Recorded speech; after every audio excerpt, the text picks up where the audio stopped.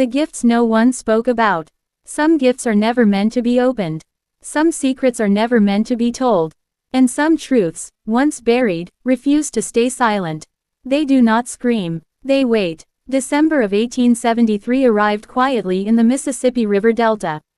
Fog drifted low over the dark water, curling around cypress trees and sinking into the bayous like a living thing. The air smelled of damp earth, rotting leaves, and old blood soaked too deeply into the soil to ever wash away. Winter in Louisiana was not cold the way it was up north. It was heavy, thick, suffocating, as if the land itself was holding its breath. In the wealthy plantation districts of St. Helena Parish, life appeared unchanged. White columned houses still stood tall. Grand porches still looked out over endless fields. Carriages still rolled along dirt roads as if the Civil War had never happened. But beneath that polished surface, something rotten remained alive. On a cold night, just days before Christmas, a private auction took place. There were no posters, no announcements, no records entered into the courthouse books. Only whispers passed between powerful men who knew how to keep their mouths shut. The gathering happened inside a shuttered warehouse near the river. Lantern light flickered against brick walls as buyers inspected what was for sale. 2 girls, twins. They were barely 14 years old. No names were spoken, no origins listed. Their past had already been erased with careful intention. They were not listed as workers, not servants, not even debt holders. They were wrapped in silence and sold like rare objects. They were purchased by one man, Lucien Devereux, the Baron. The transaction ended quickly. Coins exchanged hands. Papers burned immediately after signing. By morning, the twins were gone, taken upriver under heavy canvas, as if they were nothing more than cargo. What no one understood that night was this simple truth. Those girls were not brought to St. Helena to be broken. They were brought to break something else. The consequences of what followed would be so severe that within a year, an entire county would destroy its own records, relocate its courthouse, and pretend a whole season never existed. Families would vanish, names would be struck from memory, and the Baron himself would disappear without leaving a body behind. But that comes later. This is how it began. St. Helena Parish in 1873 was a place caught between lies. 8 years had passed since slavery was officially abolished, but freedom here was mostly a word written on paper. The land had not changed hands. Power had not shifted, only the language had softened. Plantations still ruled the economy. Fields still stretched endlessly under the sun. And the people who worked them were still trapped, now bound by debt instead of chains. Sharecropping was the new system. Formerly enslaved families were allowed to live on land they did not own, working fields they would never control. In return, they received a portion of the harvest that never covered what they owed. Tools were borrowed at high interest. Food was purchased on credit. Medical care was added to ledgers that grew thicker every year. Debt passed from parent to child like a curse. Everything was written down. Everything was documented. The courthouse in Greensburg held ledgers that decided who ate and who starved. Who stayed and who was forced out. Who lived quietly and who vanished. Greensburg itself was small. Barely 800 people. A few shops. A church. A single bank. A courthouse with a leaking roof and walls lined with paper that held more power than any gun. At the center of it all stood Lucien Devereux. People called him the Baron not because of noble blood, but because no one dared speak his name. Without respect, he owned more than 4,000 acres of fertile delta land. He controlled the labor of over 200 people. Their contracts, their debts, their futures. In his study sat a massive leather-bound ledger. Inside were names, numbers, and fates. A single mark from Devereux could move a family to better land or condemn them to starvation. The law did not question his books. Judges did not challenge his numbers. The ledger was truth. Devereux himself was tall and imposing, his hair silver long before its time. His eyes were sharp and calculating. He spoke calmly, rarely raised his voice, and never repeated himself. Men twice his size folded under his gaze. He believed the world had been taken from him by force and that it was his duty to take it back quietly. He had 2 sons. Henri, the elder, was 22. Cold, methodical, cruel in careful ways. He rode the plantation daily, rifle over his shoulder, enforcing rules that existed only in his head. When workers displeased him, food rations shrank. Cabins were searched. Children were reassigned to the hardest fields. Henri enjoyed control. Julien, the younger, was 19 and dangerous in a different way. Loud, violent, restless. He drank too much and laughed too easily at suffering. He had been expelled from schools in New Orleans and returned each time worse than before. His father paid his debts and pretended not to see the damage. Julien collected weapons, knives, guns, exotic birds he forgot to feed until they died in their cages. He was bored, and boredom made him reckless. Lucien Devereux loved his sons as extensions of himself. Not for who they were, but for what they would inherit. He believed power had to be taught early, and mercy was a weakness passed down through generations.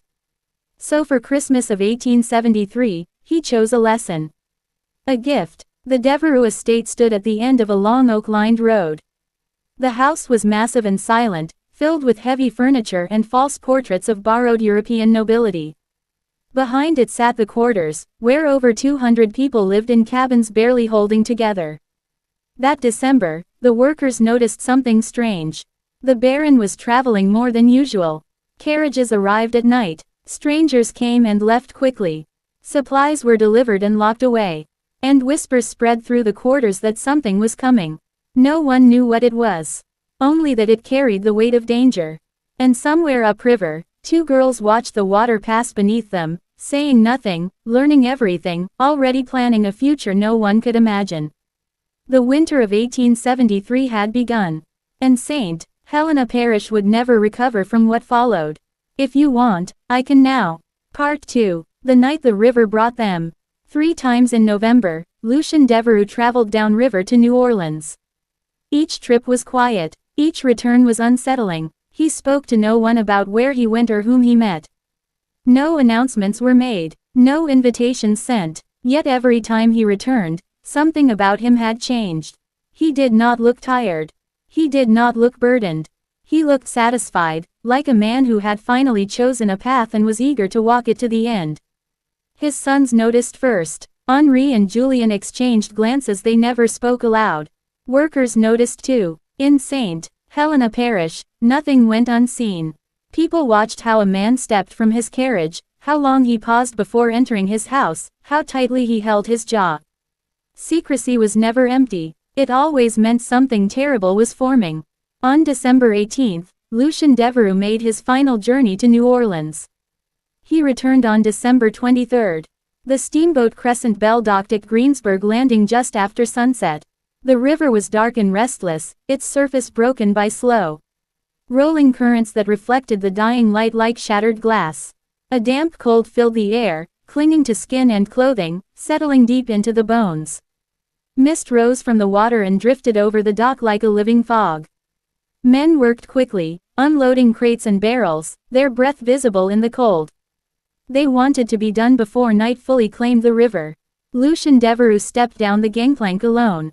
He wore a long black wool coat and carried a worn leather satchel in one hand. He nodded once to the dock workers, a gesture that required no response. His silence was heavy, final. Then something else appeared behind him. 2 small figures emerged from the passenger cabin. Girls. Twins. They were identical in height and build, their movements slow and perfectly matched. Each wore a thin gray dress that did nothing to protect against the cold. Dark shawls were pulled low over their heads, hiding their faces. They carried nothing. No bags. No belongings. No proof they had ever belonged anywhere. They stepped onto the dock together and stopped together. They did not look up. One of the dock workers, Tobias Holt, would later say he felt his stomach tighten when he saw them. He had worked the river for decades. He had seen people arrive broken by loss, hunger, and fear. But these girls were different. They were silent in a way that felt practiced. Lucien Devereux lifted his hand and motioned for them to follow. They did. No hesitation. No question. Like shadows moving behind a body. Tobias watched as the Baron led them toward a covered wagon waiting at the edge of the dock. The driver, Cato, climbed down and opened the back without a word. He had worked for the Devereux family for most of his life. He knew better than to ask questions. The twins climbed inside the wagon. Cato closed the canvas flap. The wagon rolled away, swallowed by mist and darkness. No one spoke. No one ever did when it came to the Baron. But that night, Tobias Holt went home unsettled. He told his wife he felt a coldness that had nothing to do with the weather. A feeling that something had arrived in St. Helena Parish that did not belong there. The wagon followed the river road back toward the Devereux estate. The journey took nearly an hour. The road was rough and deeply rutted. The wheels groaned with every turn. Inside the wagon, the twins sat in darkness. Cato later swore he never heard a sound from them. No whispers, no crying, not even breathing he could notice. It was as if they were not there at all. The estate gates opened just before 8 o'clock. The house stood bright against the night, every window glowing with warm lamplight. From a distance, it looked welcoming. Alive. Henri and Julien waited on the veranda. They stood side by side, smoking cigars, watching the drive.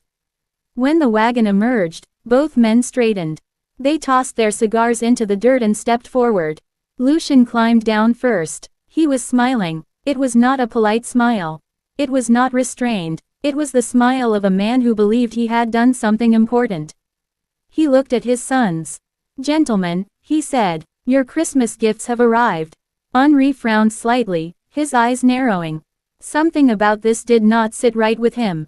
Julien grinned wide, his excitement immediate and unhidden. Cato opened the wagon. The twins stepped out together. For the first time, they stood fully in the light. They were young, 14, maybe 15, their bodies still narrow and unformed. Their skin was a warm light brown. Their dark hair was braided tight against their scalps, neat and careful. Their faces were exactly the same. Calm, blank, observant. They finally lifted their eyes. And they looked straight at Julien. Something flickered there. Not fear, not confusion, recognition. Julien laughed softly, a sound full of hunger. Henri shifted his weight, suddenly uncomfortable. Lucien placed a hand on each of his sons' shoulders. "Remember," he said quietly. "Some things are owned, and ownership is power." The twins were taken inside. They were not introduced. No names were given. No questions allowed. Servants were ordered away. Doors were closed. That night, the house remained lit long after midnight. In the quarters behind the estate, people noticed the lights. They whispered among themselves. They felt the shift in the air. The dogs would not stop barking. Something had crossed the river. Something that would change everything. And the winter of 1873 was only beginning. If you want, I can now. Part 3. Christmas behind the locked door. There are moments in history when cruelty does not announce itself with screams or violence. It arrives quietly. It smiles. It unlocks a door and walks away. The twins stood beneath the lamplight like reflections in dark glass. High cheekbones. Full lips that never curved into a smile. Eyes so deep and still they seemed to absorb light instead of reflect it. They were beautiful in a way that unsettled men, because they were still children, and beauty mixed with power had always been dangerous in places like St. Helena Parish. Julien stepped closer. He circled them slowly, hands clasped behind his back, his boots tapping softly against the floor. His eyes moved over them the way a buyer studies livestock or a gambler studies dice. Detached. Appraising. Henri stayed where he was. His face revealed nothing. His silence was heavier than his brother's grin. "Where did you find them?" Father Julien asked. "New Orleans," Lucien replied smoothly. "A private sale. Very private." He paused, enjoying the moment. "No papers. No family. No history. As far as the world is concerned they do not exist." Henri frowned. "Father, the law," Lucien interrupted sharply, "is what we say it is. These girls are my property. And now they are yours. A gift. A lesson." He gestured toward the twins. "They will obey. They will serve. They will do as they are told without question. Power is not inherited, gentlemen. It is taken." Julien laughed. The sound was sharp and ugly. Henri said nothing. The twins did not react. They did not flinch. They did not breathe noticeably. They stood with their eyes lowered and hands folded, as still as statues carved from stone. Lucien clapped once. "Take them inside," he ordered. "East wing. Small room. Lock the door." Feed them sparingly. Cato nodded. The twins followed him without hesitation, their steps perfectly matched. The sound of their feet faded into the depths of the house. Lucian turned to his sons. "Merry Christmas, gentlemen." Then he walked inside, leaving Henri and Julien standing in the cold, staring at the door that had just swallowed something they did not yet understand. That night no one slept well. In the quarters behind the house, workers whispered in the dark. They spoke of lights burning late in the East Wing, of a gift brought from New Orleans, of old evils returning under new names. The law had changed, power had not. In the small room at the end of the East Wing, the twins sat on the floor, pressed together for warmth. They held hands in the darkness and waited. Christmas morning came without joy. The sky was gray and heavy. Rain tapped steadily against the windows like fingers demanding entry. The house felt colder than usual. Lucien Devereux sat at the head of the breakfast table, calm and pleased. Henri and Julien were quiet. Servants moved quickly, eyes down, serving ham and biscuits on fine china. No one mentioned the twins. After breakfast Lucien rose and motioned for his sons to follow. They walked in silence to the East Wing. Lucien unlocked the door and opened it. The room was small and bare. A narrow bed, a chair, a washstand. The twins were exactly where they had been left. Sitting on the floor, holding hands, silent. They looked up briefly. Lucien stepped aside. "They are yours now," he said. "Do with them as you please." Then he closed the door and walked away. What happened inside that room over the next 3 months was never fully spoken aloud. The twins never described it. The brothers never explained it. But people noticed things. The cook Delphine said the twins were brought to the kitchen once each morning. They were given stale bread and water. Sometimes fruit if it was bruised and unwanted. They ate quickly and silently. Their eyes never met hers. They were always taken back upstairs immediately. The housekeeper noticed marks on the walls of the East Wing. Scratches. Faded stains. She scrubbed them without asking questions. At night, people heard sounds. Not screams. Never screams. Soft movements. Footsteps. Whispering voices too low to understand. The twins changed. They grew thinner. Paler. Quieter if that was possible. But something else changed too. Their eyes. Delphine said they watched everything now. Every movement, every word, as if they were learning. Henri stopped sleeping well. He drank more. He avoided the East Wing unless Julien was with him.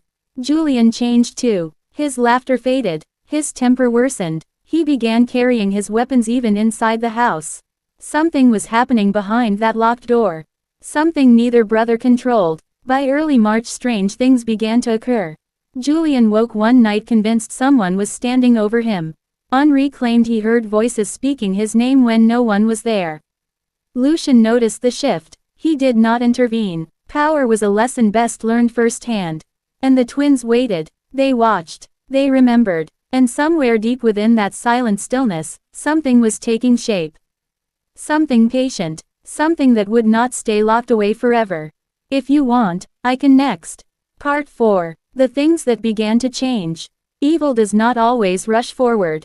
Sometimes it waits. Sometimes it learns. By the first week of March 1874, something inside the Devereux house had shifted. It was not sudden. It did not announce itself. It crept quietly into corners, settled into habits, and wrapped itself around the daily routines of the household. The twins were no longer just prisoners. They were observers. Every morning they were brought down for their single meal. Bread, water, occasionally fruit, always silence. But Delphine, the cook, noticed that they now lifted their eyes. Not fully, just enough to see, enough to count steps, measure distance, notice who carried keys and who did not. They memorized everything. The housekeeper, Mrs. Bellamy, noticed that the twins began finishing each other's movements. One would rise before the other moved. One would stop and the other would stop at the same instant. It was unsettling, like watching a reflection lag just a heartbeat behind reality. They spoke to no one. But they listened. Henri Devereux grew increasingly uneasy. He began avoiding being alone with the twins. He insisted Julien accompany him whenever they were taken from the room. At night, he slept with a lamp burning beside his bed and a pistol within reach. He told himself it was nothing. Guilt, perhaps, or exhaustion, but deep down, Henri sensed something was wrong. Julien, on the other hand, reacted differently. His temper sharpened. He drank more. He lashed out at servants over small mistakes. He complained of headaches and restless sleep. More than once, he was heard pacing the halls long after midnight, muttering under his breath. He said the twins watched him even when they were not in the room. Lucien Devereux noticed these changes with detached interest. He did not intervene. To him, this was education. But even Lucien could not ignore the first real warning. It happened on March 10th. Julien woke screaming. Servants rushed to his room, finding him drenched in sweat, his eyes wild. He swore someone had been standing beside his bed. A girl, or maybe two. He could not be sure. Henri dismissed it as a nightmare. Lucien ordered the servants away. But that night, Lucien himself slept poorly. He dreamed of ledgers turning blank. Of names fading from paper. Of hands clawing up from beneath ink-stained pages. He woke before dawn, unsettled. The twins were not punished. They were not questioned. Instead, something worse happened. Julien began to fear them. And fear made him careless. He started drinking earlier in the day. He forgot to lock doors. He left keys unattended. Once, Delphine found him staring at the twins in the kitchen, pale and trembling, as if unsure whether they were truly there. The twins noticed everything. By mid-March, the weather began to warm. The rain eased. The fields stirred with early signs of planting. Life in the quarters continued as it always had, but the workers felt something coming. Animals acted strangely. Dogs whined at night. Horses refused to approach the east wing of the house. One evening, Cato swore he saw a light moving inside the locked room long after everyone was asleep. Not a lantern, not a candle, something softer, something wrong. The first real break came quietly. A servant named Elijah noticed the door to the east wing room was unlocked one morning. He froze in the hallway, heart pounding. He had not heard it open. He had not heard it close. When he looked inside, the twins were sitting exactly where they always were. Silent, still. The door was locked again before anyone else noticed. No one spoke of it. But fear spread. Henri began drinking heavily too. He argued with Julien constantly. Their father watched with mild irritation. Power was slipping, not from his hands, from theirs. Late one night, Julien stormed into the east wing alone. He was drunk, angry. He shouted at the twins. Accused them of staring at him. Of whispering his thoughts back to him. The servants heard nothing after that. No screams. No footsteps. Only silence. Julien emerged hours later pale and shaking. His eyes refused to meet anyone's gaze. He locked himself in his room for 2 days. From that moment on, the twins were never brought downstairs together. Always one at a time. Always watched. But it was too late. Something had already been set in motion. Henri confided in Delphine one morning while drunk. He said the twins spoke to him without moving their lips. He said they knew things. Things no one had told them. Names, dates, secrets buried deep. Delphine crossed herself and said nothing. Lucien finally noticed the change in atmosphere. The house felt different, quieter, as if it were listening. But he refused to believe he had miscalculated. He had built his life on control. And control does not admit mistakes. By the end of March, Julien stopped leaving his room entirely. Henri slept in his father's study, afraid to be alone. Servants whispered that the east wing smelled different. Like damp earth. Like old paper and mold. And the twins, they smiled. Not openly, not warmly. But sometimes, when they thought no one was watching, their lips curved just slightly. They were no longer waiting. They were preparing. And Saint Helena Parish was about to learn that some lessons in power do not end the way men expect. Part 5. The first thing that vanished. Power does not disappear all at once. It cracks. It slips. And then one day, something is gone, and no one can explain how. By early April of 1874, the Devereux house no longer felt like a home. It felt like a sealed container holding something dangerous. Servants moved quietly. Doors were closed softly. Eyes stayed lowered longer than before. The east wing was avoided. Even Lucian Devereux, a man who had never feared anything made of flesh or blood, found himself walking slower near that end of the hall. The twins were still kept there. Still fed sparingly. Still silent. But they were no longer weak. Delphine noticed first. The bread portions never seemed to change, yet the twins no longer looked frail. Their backs were straighter. Their movements calmer. As if hunger no longer mattered to them. Henri noticed too. He began to forget things. Small things at first. A key misplaced. A ledger page he swore he had read the night before suddenly blank. He accused servants. He shouted. He threatened. But the fear in his eyes betrayed him. Julien was worse. He barely slept. He scratched at his arms until they bled. He said the walls whispered. He said the twins stood in the corners of his room even when the door was locked. Lucian dismissed it all as weakness. Until April 9th. That was the day the ledger changed. Lucian kept his most important records in a locked cabinet in his study. Debts, names, contracts, lives reduced to numbers. Every morning, he reviewed it carefully. It was his ritual. That morning, one page was missing. Not torn, not removed, gone. The name at the top of the page had been Henri Devereux. Lucian stared at the blank space for a long time. He ran his fingers across the paper. No ink, no mark, as if the name had never existed. For the first time in decades, Lucian felt something tighten in his chest. That evening, Henri did not come to supper. No one thought much of it at first.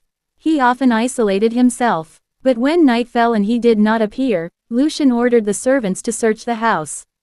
Henri's room was empty, the bed untouched, his coat still hanging, his boots by the door. No signs of struggle. The east wing door was locked. Lucian unlocked it himself. The room was empty. The twins were gone. Lucian stood very still. He did not shout. He did not panic. He ordered the servants to search the grounds, the fields, the river road. No trace was found. Julien was brought to the study, shaking and pale. He swore he knew nothing. He said Henri had gone to the east wing late the night before. Alone. That was the last time anyone saw him. By morning, rumors had already spread through the quarters. The Baron's eldest son had vanished. No body, no explanation. Lucian did something no one expected. He closed the house. No visitors were allowed. No officials notified. No questions answered. He told the workers Henri had gone north on business. The lie tasted bitter in his mouth. That night, Julien broke. He burst into his father's study drunk and terrified. He said the twins had spoken to him inside his head. He said they were not children. He said they were undoing him. Lucian struck him, hard, enough to silence him, but the damage was done. Julien fled the house before dawn. He took a horse and rode toward New Orleans, wild-eyed and desperate. He never made it. 3 days later, the horse was found near the river. Saddled, calm, Julien was never seen again. 2 sons vanished within a week. Lucian Devereux was alone. The parish noticed. Questions were whispered. The courthouse clerk asked for records. The sheriff asked to see deeds. Lucian refused them all. And then the ledger changed again. This time, Lucien's own name faded. He watched it happen. Ink thinning, letters softening, until the page was blank. That night, the house lights went out. Every lamp, every candle. Servants swore they heard footsteps. Not running, walking, measured. Lucian was last seen, entering his study. In the morning, the house was empty. No baron, no sons. The Devereux estate stood silent. Within weeks, records began disappearing. Deeds burned mysteriously. The courthouse flooded during a sudden storm. Ledgers were destroyed. The parish relocated its records. They said it was an accident. They said nothing happened that winter. And the twins, some said they saw 2 young women walking the river road. Calm, unhurried, free. Others said they vanished into a network of safe houses and quiet hands that moved people away from places that could not be saved. Historians would later argue whether they existed at all. But Helena Parish remembers. Because some power, once taken, never returns. And some ghosts do not haunt houses. They erase them. Part 6. The county that learned to forget. Some truths are so dangerous that people do not deny them. They erase them. They bury them so deeply that even memory learns to lie. By the middle of April 1874, St. Helena Parish was no longer asking where the Devereux family had gone. They were asking how to survive what remained. The Devereux estate stood empty, its gates closed, its windows dark. No smoke rose from the chimneys. No horses moved in the stables. The fields lay untouched at the very moment planting should have begun.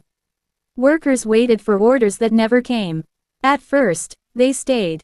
Fear held them in place. For generations, the land had owned them in one form or another.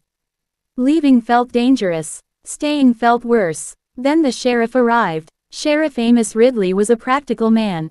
He believed in paperwork, not rumors. He brought 2 deputies and a notebook. He walked the estate carefully, room by room, taking notes. When he reached the east wing, he stopped. The door was open. The small room at the end of the hall was empty, but the walls were wrong. Scratches ran along the plaster in careful lines. Symbols etched so lightly they almost vanished when the light shifted. The floorboards were worn smooth, as if feet had paced there for a very long time. Ridley wrote nothing down. He closed his notebook and left the house. That same week, the courthouse clerk noticed something alarming. Several Devereux property records were missing. Not torn out, not misplaced, gone. When the clerk brought this to the county judge, the judge told him to stop looking. The sheriff was called back. This time, he was not alone. Men from neighboring parishes arrived quietly. No badges, no introductions. They spoke behind closed doors. They reviewed what little evidence existed. And then they made a decision. The records would be destroyed. Officially, a flood damaged the courthouse basement. Unofficially, men burned ledgers late into the night. Names disappeared. Debts vanished. Contracts dissolved. Families who had owed generations of labor suddenly owed nothing. The courthouse was relocated that summer. No one questioned why. The Devereux estate was quietly divided. Some land sold, some abandoned, some simply left to be reclaimed by the swamp. Lucien Devereux was declared deceased. Cause unknown. No body found. Henri and Julien were listed as missing. No investigation followed. And the twins, they were never mentioned. But the workers remembered. Delphine the cook left St. Helena Parish that spring. She joined a church group traveling north, helping freed families relocate. She told no one why she left, only that the house had begun to listen. Cato disappeared too. Some said he followed the river south.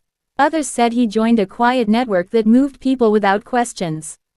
He never returned. Across the parish, people spoke in fragments. 2 girls, a locked room, a family undone. The stories changed depending on who told them. Some said the twins were witches. Others said they were victims who learned to fight back in ways no one understood. But everyone agreed on one thing. They were not ghosts. They were deliberate. By late May, the land itself seemed to breathe easier. Workers left the estate in groups, heading toward towns where new labor contracts were forming. Some found honest work. Some did not. But none returned. Years later, historians would notice something strange. In census records from nearby parishes, 2 young women appeared repeatedly under different names. Always together. Always listed as sisters. Always passing through. They worked briefly in schools, hospitals, churches. Places where records were kept carefully. Where names mattered. Then they moved on. In 1882, a courthouse in Mississippi burned mysteriously. Witnesses claimed 2 women were seen leaving just before the fire started. No charges were filed. In 1891, a plantation owner in Alabama vanished after several debt records disappeared overnight. His workers were suddenly free of obligation. Again, 2 women were rumored to have passed through. Historians dismissed these as coincidences. They were not. The twins had learned something inside that locked room. They learned how power truly worked.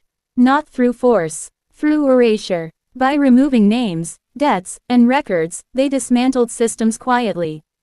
No violence. No rebellion. Just absence. And absence terrified those who depended on control. Back in St. Helena Parish, children grew up hearing warnings told softly at night. Stories of a winter no one talked about. Of a family that disappeared because they forgot people were still human. The parish prospered, quietly. Without the Baron's shadow, new systems formed. Not perfect, never perfect, but less cruel. And the East Wing, the Devereux house was eventually torn down. But the East Wing collapsed on its own first.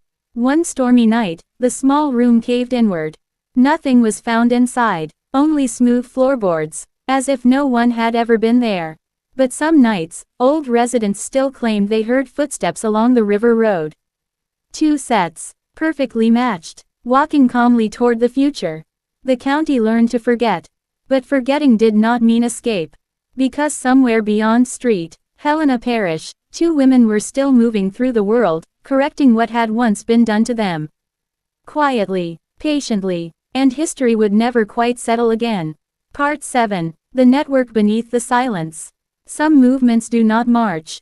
They pass quietly from hand to hand, from name to name, until one day, the world realizes it has changed and cannot explain how. By the year 1876, the name Devereux had faded from St. Helena Parish. The estate was gone, the records were gone, the fear remained, but it had softened into something else. Caution, memory, a lesson passed down without detail. Life continued, but beyond Louisiana, something invisible was moving. In river towns and rail stops across the South, two young women appeared and disappeared like punctuation marks in unfinished sentences. They traveled lightly, they stayed briefly, they listened far more than they spoke. They used different names everywhere. Sometimes they were called Cora and Clara. Sometimes Sarah and Ruth. Sometimes no names at all. But they were always together. They worked where paper mattered. Courthouses, churches, schools, hospitals, any place where records decided lives. Any place where ink had power. They never rushed. They observed how documents were stored. Who held keys? Which clerks drank too much? Which judges took bribes? Which men feared exposure more than loss? They learned the system the way other people learned prayer. In Jackson, Mississippi, a clerk swore two quiet women helped him organize tax ledgers during a heat wave. Weeks later, several old debt records vanished. Families who had owed generations of labor walked free. In Mobile, Alabama, a preacher offered shelter to two sisters traveling north. After they left, land deeds tied to forced labor arrangements were found altered.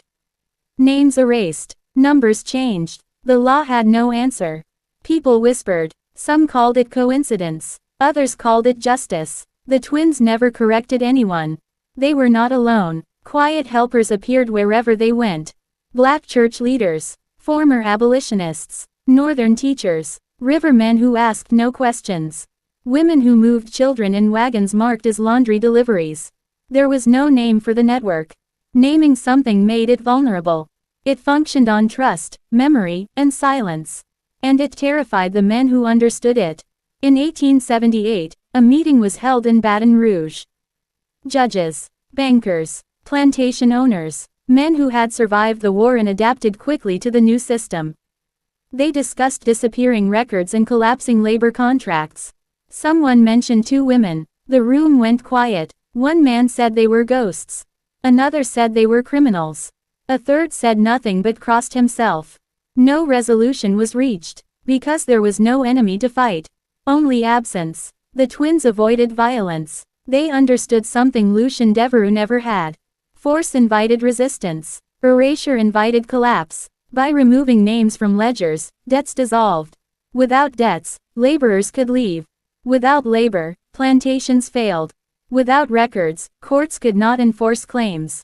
The law depended on memory. And memory could be rewritten. In 1880, something unusual happened. A federal investigator named Thomas Klein began noticing patterns. Missing records across multiple states. Similar handwriting corrections. The same careful removal of specific names. He followed the trail south. In Natchez, he met a woman who claimed two sisters had helped her find documents proving her family was illegally bound to a plantation. The papers disappeared afterward, but the judge dismissed the case anyway. In Vicksburg, Klein heard the same story. Always two women, always quiet, always gone before questions began. Klein wrote letters to Washington. He received no replies. Instead, he was reassigned to Montana. The network had learned to protect itself. By the late 1880s, the twins aged slowly. Or perhaps they simply carried themselves differently. They dressed plainly. They cut their hair short when needed. They adapted. They never settled. Settling made roots. Roots made records. They understood that permanence was dangerous. In St. Helena Parish, children born after the Devereux collapse grew up freer than their parents. Not free in the full sense, but freer. They did not know why. Only that winter had changed something. Old men told stories carefully.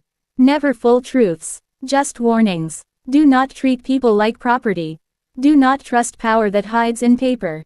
And never assume silence means weakness. In 1893, a fire destroyed a courthouse in eastern Texas. Official cause unknown. Several controversial land records were lost. Witnesses described two women walking calmly away before the smoke rose. By 1900, whispers reached as far north as Ohio and Pennsylvania. Always the same story. Two sisters. Quiet hands. Missing names. Historians would later debate whether these women existed at all. Some claimed they were symbolic. Others insisted they were real but exaggerated. No photographs survived. No confirmed records remained. Only patterns. And then, suddenly, the sightings stopped. After 1905, the stories faded. Some believed the twins had died. Others believed they had simply finished their work. In St. Helena Parish, an elderly woman named Delphine told her granddaughter something before she died. She said justice does not always arrive with noise. Sometimes it comes softly, holding another hand, walking away, and leaving nothing behind that can hurt anyone again. The world moved on, but the systems built on cruelty never fully recovered. Because somewhere deep within American history, two erased children had learned how to erase back. Quietly, completely, and without ever being caught. Part 8. What the records tried to forget. History does not stay buried forever. It waits. And when the ground softens, it pushes back. In the spring of 1912, a young historian named Eleanor Whitcomb arrived in Baton Rouge with a single purpose. She was writing a book about Reconstruction-era Louisiana.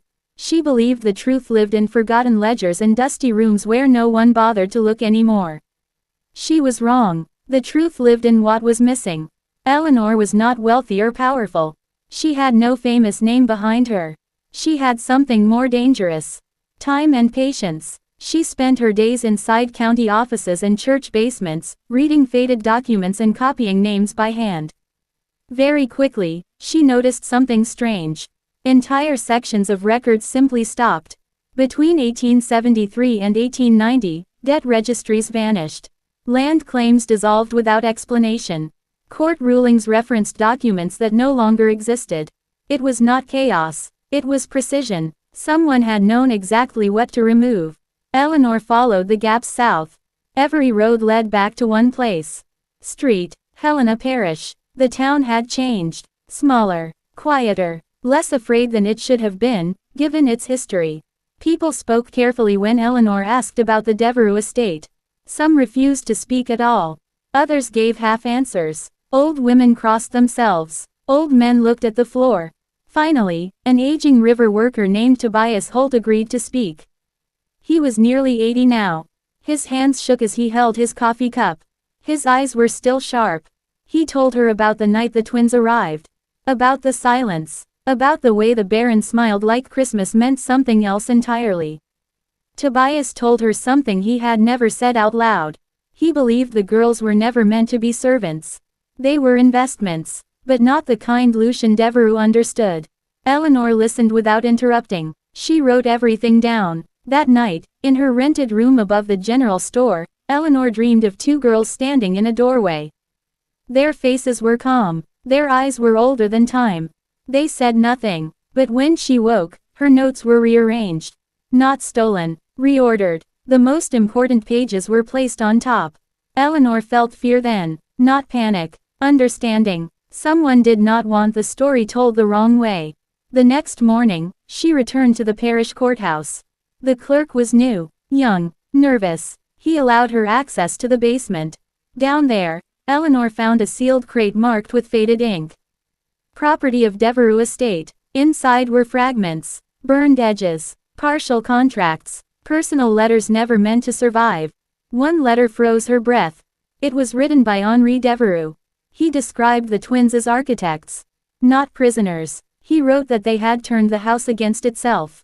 That the walls listened. That Lucien had built a machine of cruelty and the girls had learned how to reverse it. Eleanor realized then that this was not a story of revenge. It was a story of correction. She sent copies of her findings north to academic journals. None replied. Instead, she received a letter with no return address. The handwriting was elegant, careful. It said only one thing. Some histories protect the living by remaining silent. Eleanor ignored the warning. She continued. In 1914, her manuscript was nearly finished. Then the fire came. Her rented room burned while she was out walking. Neighbors said it started spontaneously. Her notes were destroyed. Her drafts gone. All except one thing. The original letter from Henri Devereux survived untouched.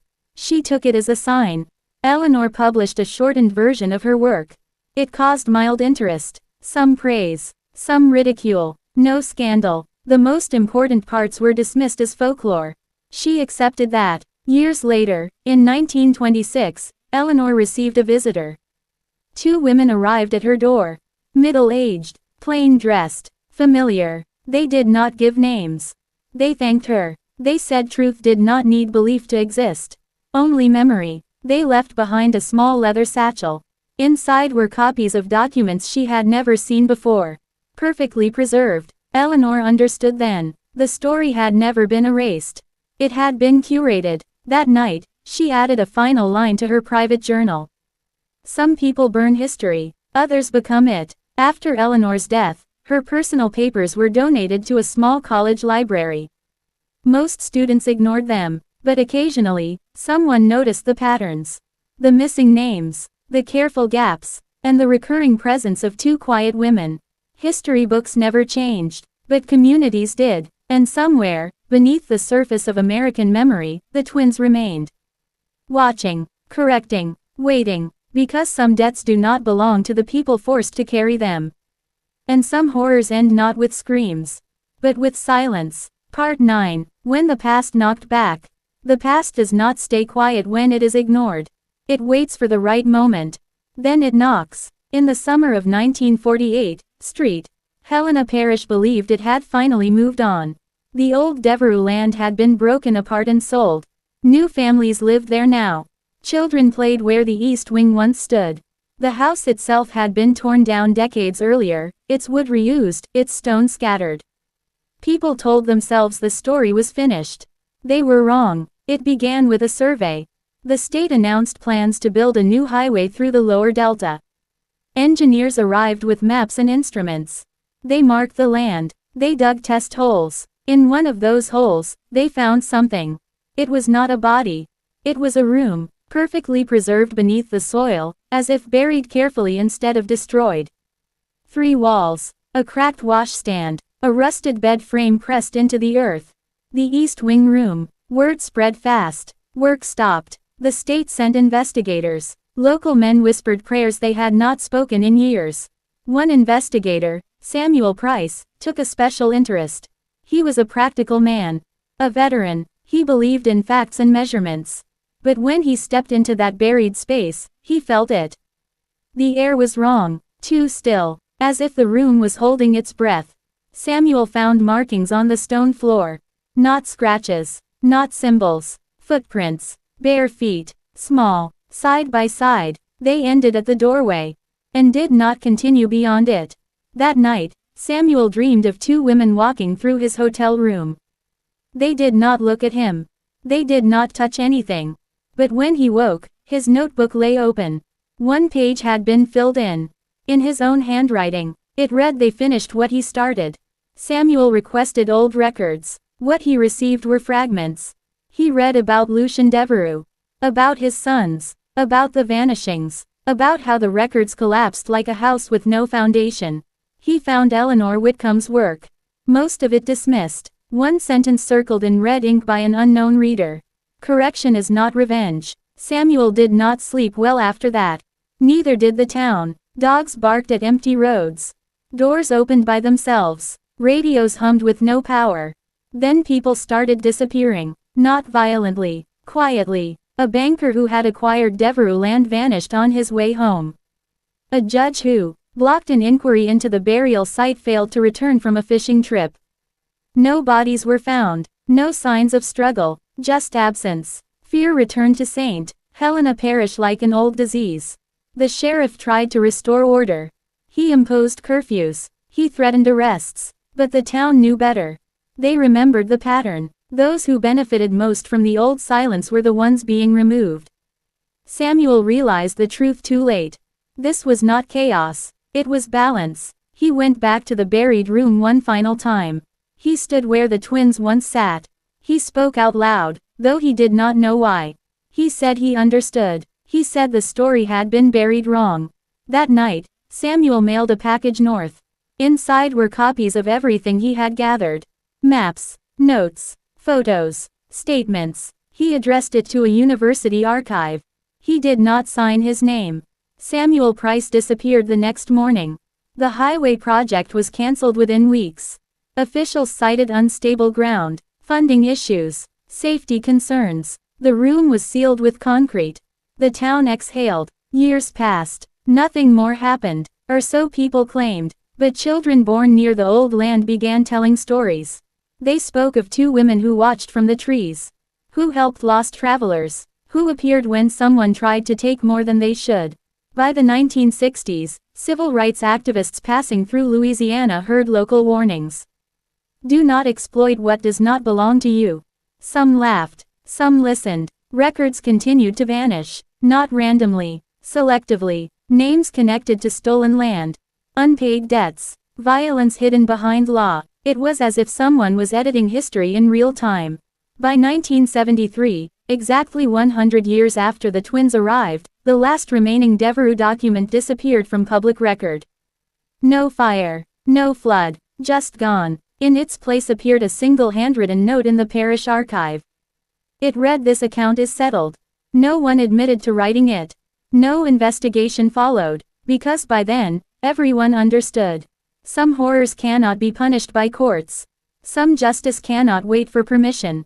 And some children never forget what was done to them. The twins had grown into something larger than memory. Larger than legend. They were not ghosts. They were witnesses who never stopped watching. And in the quiet spaces between history books, they remained. Waiting for the final page. Part 10. The day the past stood still. Some stories never end. They only wait for the moment the world is ready to see them. The 100th anniversary of the twins' arrival at the Devereux estate arrived quietly, with gray skies and a wind that seemed to carry whispers of things long buried. In St. Helena Parish, few remembered the precise date. Fewer still dared to speak it aloud. But history, stubborn as it is, does not forgive silence. On a spring morning in 1973, a young journalist named Michael Carter arrived in Greensburg. He had read Eleanor Whitcomb's fragments and Samuel Price's hidden notes. He wanted answers. He wanted truth. He did not find comfort. Michael walked through the town, feeling eyes on him. Doors remained closed. Dogs howled at empty streets. Children pointed but said nothing. The old river road led him to the overgrown site where the east wing had once stood. Concrete now sealed the buried room, but the air above it was thick. Heavy. Alive. He knelt and pressed his hands to the concrete. The chill was not from the earth. It seeped into his bones. His heart raced. And then he heard it. Soft whispers. Two voices, distinct but harmonized, calling not his name, but the truth. The ground shifted slightly, just enough for him to glimpse movement beneath the soil. Shadows of two girls, though no girls had lived there in decades. They were the twins, grown, yet still impossibly young. Their eyes glowed with an unearthly light. Michael realized in that moment what the legend had always tried to warn. They were not gone. They had never left. They were the guardians of the story, the living memory of all the injustices, all the silences, all the secrets that had been buried under wealth and power. A wind swept through the trees, carrying the voices louder. "You came for the story," one said, her tone neither welcoming nor hostile, only matter of fact. "Do you understand what you hold?"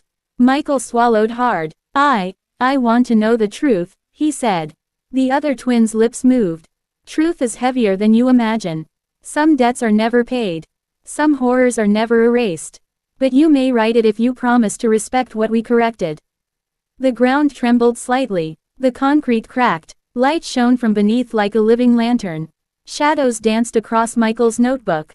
He realized he was holding the key to an entire century of hidden history, a history so dangerous that those who tried to expose it had vanished without trace. I understand, Michael whispered.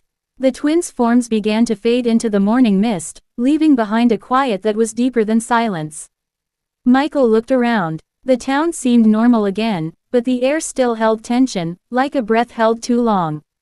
Over the next weeks, Michael compiled every note, every fragment, every account he could find. He wrote carefully, cautiously, knowing that the story he carried was more than a tale, it was a warning, a legacy. He uncovered names of those who had disappeared, of families erased, of fortunes silently redirected. The Devereux estate's wealth, their power, the cruel lessons intended for Henri and Julien, had been corrected in ways the world would never quantify. And the twins, Cora and Clara, had ensured balance. They had taught lessons that no court could enforce, no law could codify. They were neither villains nor saviors, but the reckoning itself. When Michael's article was published, it caused mild stirrings, but no uproar. Most readers dismissed it as historical conjecture. Some scholars praised it cautiously. A few older residents crossed themselves in quiet agreement, knowing the truth lingered beyond words. Michael never saw the twins again. He did, however, leave one copy of his work sealed in the parish library, with instructions: it was to be read only by those ready to bear the weight of truth. Years later, a local child walking near the old river road reported seeing two figures in the trees, watching silently. A teacher heard laughter echoing across the fields at dusk, though no one was there. Those who had eyes to see began to understand. The story was never about revenge. It was about power, its misuse, and the quiet, relentless force of those who refused to be erased. The world had changed, but the lessons of St. Helena Parish remained, hidden beneath the surface, waiting, observing, correcting. Cora and Clara had returned history to its rightful shape. The barons, the records, the unjust wealth, they were shadows. The twins endured, and as long as there were those willing to remember, they would continue to watch, ensuring that silence was never abused again. In the quiet of the Louisiana Delta, beneath the mist and cypress trees, the truth stood. Still, silent, immovable, and some stories, once begun, never truly end. If you have listened carefully, you now hold part of that story. Remember it, respect it, and share it. Thank you for joining this journey through one of America's darkest, most hidden corners of history. If you enjoyed this series, make sure to subscribe to the channel to uncover more untold stories. Like the video to show your support and leave a comment below telling us which part shocked you the most and which part you want explored further. Your engagement keeps these hidden histories alive. The past is never gone. It is waiting for those who will see it.